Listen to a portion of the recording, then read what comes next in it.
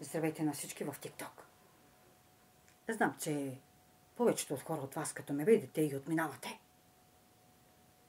не ме отразявате. Само защото говоря истината. Повечето от вас са свикнали да живеят в суета и в лъжа. Да вярват, ще отворя една скоба, на депутати, на президенти и така нататък. Винаги българският народ се е оставил да бъде мамен. Да затворя скобата и да ви кажа. Днес съм тук във връзка с онзи човек, който ви е лъгал цели 7 месеца. Методи Стоянов. На когото му вярвахте през цялото време. И днес ще ви пусна едни клипове. Да ги чуете и да видите колко този човек е християнин. Мен ми оставете. Мен достатъчно ме оплюхте, достатъчно ме унизихте, казахте, че не съм християнка, че дяволите са в мене и така нататък. Добре? Нека тогава да видим този човек, когато вие възхвалявате колко е в Бога. Ще чуете и ще видите всичките негови мръсоти, неговите признания, защото през цялото време ви е казвал, че той мене не ме е познавал и нямал връзка с мен. Ще чуете как казва: добре, нека да попитаме децата ти, съпругът ти беше те оставил, преди колко време се остави. Ще чуете как ме нарича курвичка, което отново показва ревността си. Аз не съм курвичка. И никой нищо не знае за мен, защото никой тук не живее с мен. И никой не знае дали в действителност в моя живот има мъж. Сам Бог знае. Но докато той е наистина курва, защото аз ви показах чатовите, показах ви и снимките, където той живее и до ден днешен с Ангел Ангелов, който му е партньор. И така, ще ви пусна клиповете и искам да ги чуете и да ги видите. Ще чуете и как подигравателно пее духовна песен. А само преди няколко броени минути на евангелизацията пляскаше, скачаше като маймуна, правеше атракции, цирк на хората. То не е евангелизация, по-скоро е било концерт. Уж славише Бога, пееше за Бога и в един момент се подиграваше с духовна песен. Подиграваше се с човек. Дори и аз да съм му враг. Кръвен враг. Библията казва да обичаме враговете си. Нали така? Ще видите вашият светец Методи Стоянов в ясна картина. И за това как ви е излъгал, че аз съм искала да го залея с сярна киселина. Вижте, приятели, аз не работя в химичен завод, нито съм лаборантка. В някаква химична лаборатория не работя. Сярна киселина просто няма откъде да се вземе. И въпреки това, вие се заблудихте и му повярвахте на глупостите отново и отново. Но това си е ваш проблем. Ще видите само как сме на една ръка разстояние в близост. Ако аз съм имала такова нещо, нямало причина просто в какво да не го залея. Няма кой да ме възпре. Но това е пълна лъжа. Защото този човек е психично болен. Един нормален човек, ще ви кажа най-простото, в 42 градуса температура на тази горещина няма да бъде облечен с черна риза с дълги ръкави и отгоре с бяло сако. Светът изгаря, а той е преоблечен и е закопчан догоре, което самата му външност първоначало говори за него, че психично не е добре. И така, нека ви покажа и видите клиповете.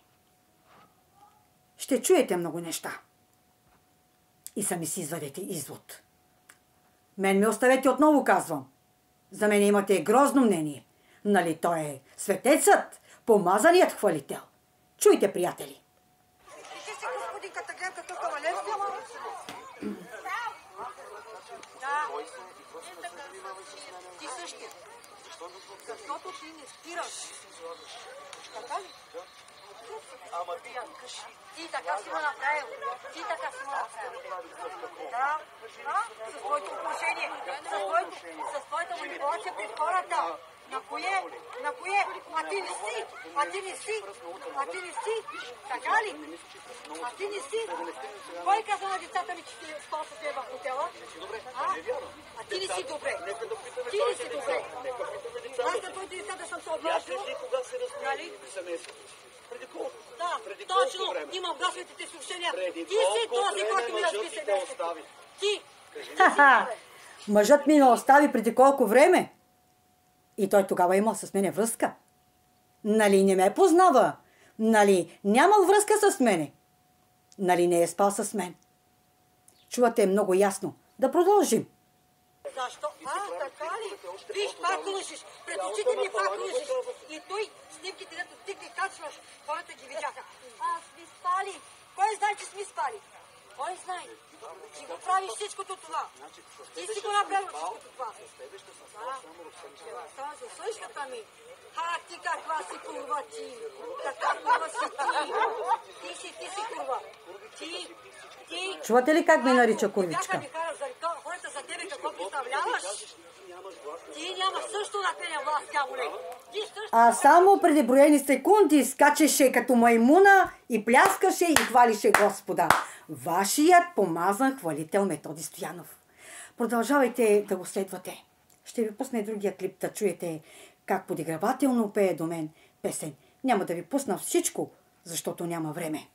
Времето върви, но ще ви пусна да чуете как подигравателно пее.